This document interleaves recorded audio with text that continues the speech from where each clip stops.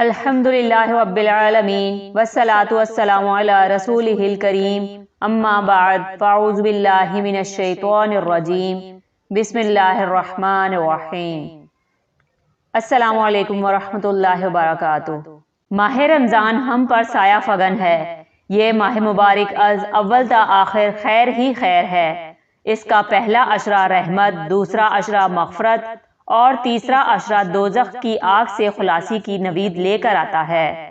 روزے کی فرضیت کا حکم ہجرت کے 1.5 سال بعد مدینہ منورہ میں وحی کے ذریعے آن حضور صلی اللہ علیہ وسلم پر نازل ہوا۔ اے لوگو جو ایمان لائے ہو، تم پر روزے فرض کر دیے گئے جس طرح تم سے پہلے انبیاء کے پیرووں پر فرض کیے گئے تھے۔ توقع ہے کہ ان سے تم میں تقوی کی صفت پیدا ہوگی۔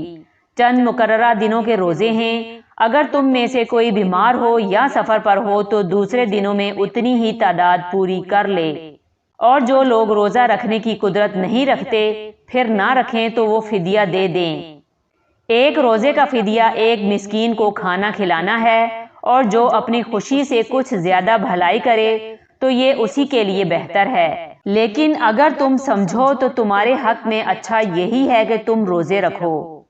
سورہ بقرہ آیت نمبر 183-184۔ یہ حکم 2 ہجری کا ہے۔ اس سے اگلی آیت نمبر 185 میں جو 1 سال بعد نازل ہوئی، حکم دے دیا گیا کہ روزے میں چھوٹ محض معذور و دائمی مریض کے لوگوں کے لیے ہے۔ تندرست و توانا لوگوں کو روزہ ہی رکھنا ہوگا۔ رمضان وہ مہینہ ہے جس میں قرآن نازل کیا گیا، جو انسانوں کے لیے سراسر ہدایت ہے اور ایسی واضح تعلیمات پر مشتمل ہے جو راہ راست دکھانے والی اور حق و باطل کا فرق کھول کر رکھ دینے والی ہے۔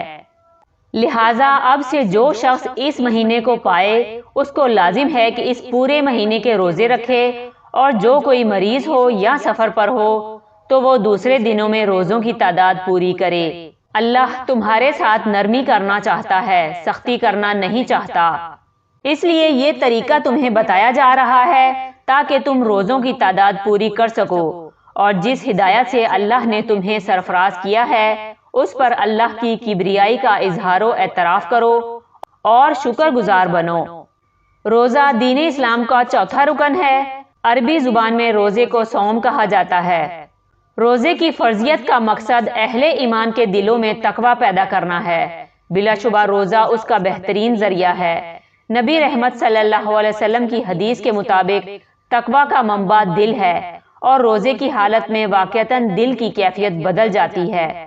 شدید بھوک اور پیاس کے باوجود مکمل تنہائی میں بھی کوئی روزہ دار کسی مشروب کا ایک قطرہ یا کسی غذا کا ایک ذرہ بھی اپنے حلق سے نیچے نہیں جانے دیتا۔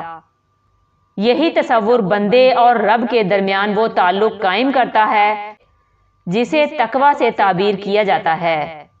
روزے کو حدیث میں ڈھال بھی قرار دیا گیا ہے۔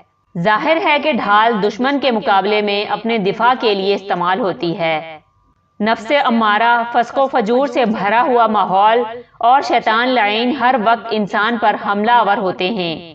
ان سب کا مقابلہ کرنے کے لیے ماہ رمضان کے روزے مسلسل تربیت کا مؤثر کورس ہیں۔ اس تربیت کے اثرات اگر باقی 11 مہینوں میں نظر آئیں تو سمجھ لیجئے کہ روزہ اللہ کے ہاں مقبول ہو گیا ہے اور روزہ دار سرخرو ہے۔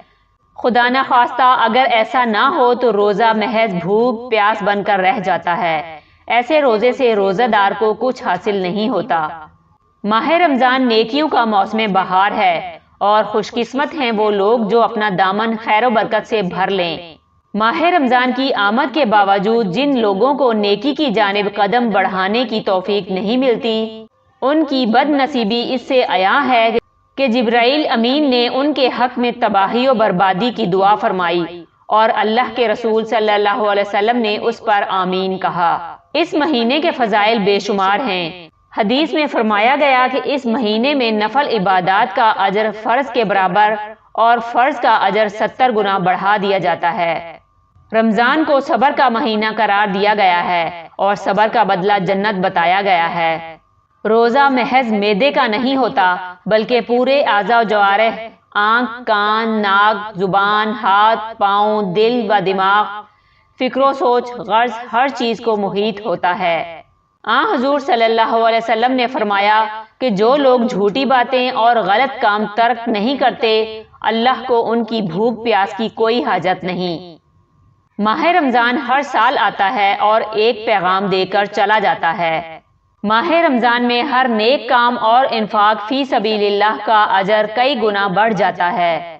اس مہینے میں نیکی اور انفاق میں سبقت کرنی چاہیے، مقدار جتنی بھی ہو، اخلاص کے ساتھ پیش کی جائے تو اللہ کے ہاں بڑے درجات حاصل ہوتے ہیں۔ ہمیں چاہیے کہ اس رمضان میں اور آئندہ ہمیشہ کے لیے حسب استطاعت زیادہ سے زیادہ انفاق فی سبیل اللہ کو اپنا وتیرہ بنا لیں۔